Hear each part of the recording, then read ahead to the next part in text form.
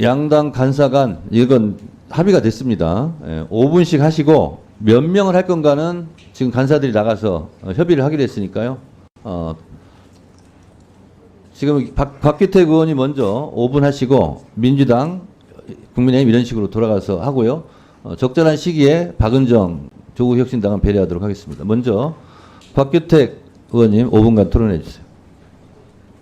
잠깐만, 토론하기 전에 진짜 지금부터는 토론하기 때문에 상대방 그 발언에 대해서 경청해 주시고 끼어들기 좀 안 해주셨으면 좋겠습니다. 발언하시죠. 예. 부산 서구 동구 출신 곽규택입니다. 아까 제가 의사진행 발언 기회를 달라고 했던 것은 그 상임위원장님의 의사진행 방식에 대한 문제점도 지적을 하고 또 내용적으로도 청문회가 불법 청문회다 하는 것을 설명드리기 위해서 의사진행 발언 요청을 했었습니다. 근데 이마저도 묵살이 됐습니다. 저는 국회의원을 시작한 이래로 참 의문이 드는 사항이 많습니다. 국회의원이 국회에서 이렇게 하고 싶은 말을 하지 못하고 그 말하는 기회를 좀 달라고 하는 이야기를 계속 해야 되는가 하는 거에 대해서 정말 의문입니다. 지난번 무제한 토론 때도 국회법에도 없는 그 국회의장의 일방적인 토론 종결, 예, 또 상임위에 오면 상임위원장의 일방적인 발언 기회 박탈, 이런 것들이 반복이 되고 있습니다. 국회의원이 본회의장과 상임회의장에서 발언을 한다는 것을 이렇게 힘들게 해야 되는 것인가 하는 것에 대해서 먼저 의문을 제기하고요.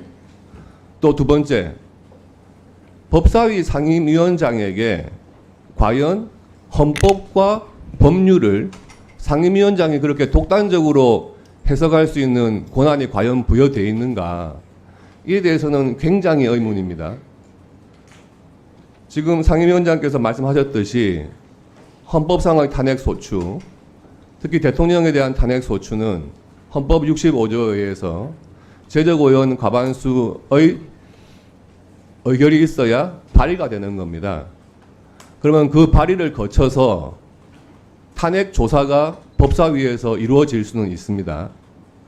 근데 그런 헌법적인 절차가 있는데도 불구하고 민주당에서는 그런 절차를 거치지를 않고 청원을 가지고, 청원 내용도 탄핵 발의 청원입니다.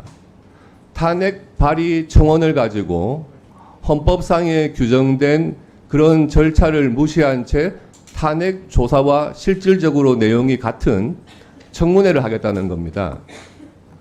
그걸 근거로 드는 게 중요 안건이기 때문에 청문회를 할 수 있다. 중요 안건인지 아닌지를 상임위원장이 독단적으로 판단할 수 있는 근거가 있습니까? 없습니다. 중요 안건인지 아닌지는 이 법사위에 있는 위원들이 충분한 토론을 해봐야 알 수 있는 거죠. 그런데 이 탄핵 청원이라고 하는 거는 대통령의 탄핵 청원이 아니에요. 그래서 중요한 사항이 아닙니다. 탄핵 발의를 해달라고 하는 청원입니다. 그 청원 내용 좀 똑바로 보시기 바랍니다. 그러면은 탄핵 발의를 할 수 있는 권한이 법사위에 없는데, 법사위에서 분명히 탄핵 발의를 할 수 있는 권한이 없는데, 이거는 금방 상임위원장도 말씀하셨어요. 그런 거에 대해서 중요 안건이다. 안건이 될 수도 없고 중요한 안건도 아닙니다. 그래서 이 부분에 대해서 청문회를 하겠다고 하는 것은 이런 청문회에 대한 아무런 근거 없이 중요한 안건이라는 것에 대한 위원장의 독단적인 판단하에 하는 불법 청문회다. 이렇게 말씀을 드리고요. 또 청원이 접수된 것을 기계가 하는데 상임위원장을 탓하지 마라.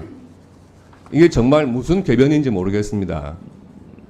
기계에서 접수를 했다고 해가지고 국회법, 청원법, 또 국회 청원심사 규칙 등에 접수될 수 없는 청원에 대해서 접수를 해야 되는 것은 아닙니다. 기계가 잘못된 거죠. 그런 것을 바로 잡는 것이 상임위원장의 역할이에요. 그리고 청문회에 대해서 이런 아무런 근거가 없고 위원장이 독단적으로 판단해서 했고 접수될 수 없는 청원에 대해 가지고 청문회를 한다고 하면서 그런 불법적인 탈법적인 헌법 질서에 위반된 청문회를 하면서 그 청문회의 증인 채택을 하고 소환장을 송달받아라, 불법적인 행위를 하면서 상대방한테 수용해라. 네, 수고하셨습니다. 다음 박은정 의원님 토론해 주시기 바랍니다. 네, 조국혁신당 박은정입니다. 오고 가고 했잖아요, 지금. 그쪽에 앉아 계시잖아요. 자, 일단 박은정 의원님 손 드셨기 때문에 예, 토론하세요. 네, 조국혁신당 박은정입니다. 오늘 윤석열 대통령 탄핵 소추안 즉각 발의 요청에 관한 청원 관련 청문회 증인 참고인 추가 출석 요구의 건에 대해서 토론하겠습니다.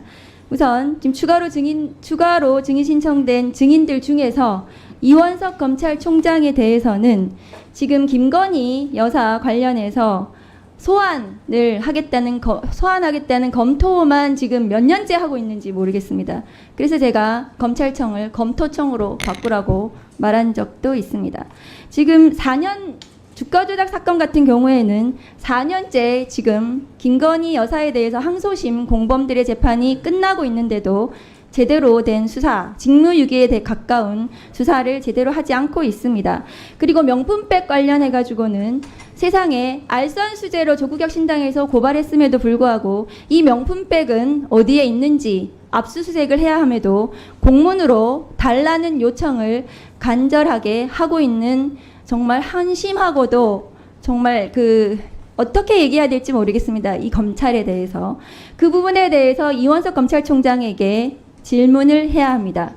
그리고 강의구 대통령 부속실장에 대해서는 윤석열 전 검찰총장 감찰 당시에 부속실에 근무했습니다.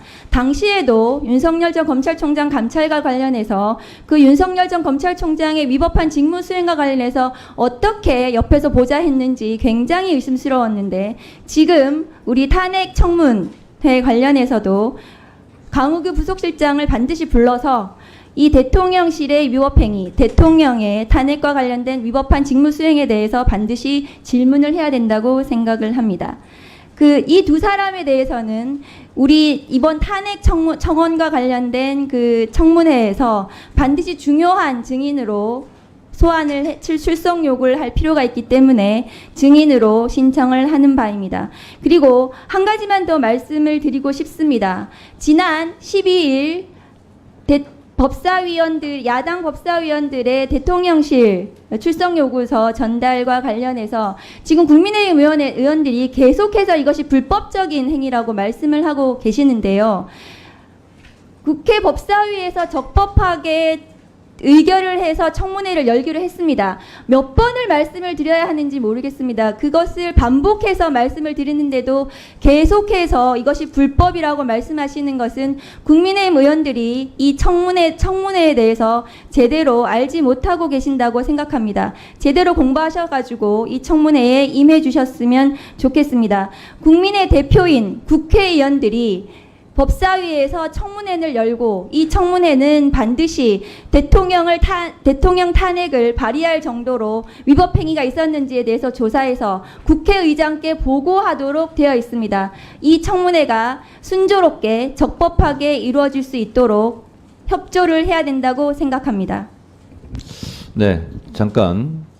지금 의사일정 제3항 윤석열 대통령 탄핵소추안 즉각 발의 요청에 관한 청원 관련 청문회 증인 참고인 추가 출석 요구의 건을 하는데 실제로 의원님들이 오늘 안에 대해서 의사일정 제3항에 대해서는 명시적으로 말씀하시지 않고 있기 때문에 지금 이 장면을 지켜보는 국민들께서는 누구를 증인을 추가한다는 거야 모를 수 있습니다. 그래서 그걸 말씀드리고 가급적이면 이 분들을 증인으로 추가하는 것이 옳다, 그러다, 찬성한다, 반대한다 이거 중심으로 토론해 주시면 좋겠습니다. 지금 배부해드린 유인물의 안건이 이미 사망으로 성립했는데요.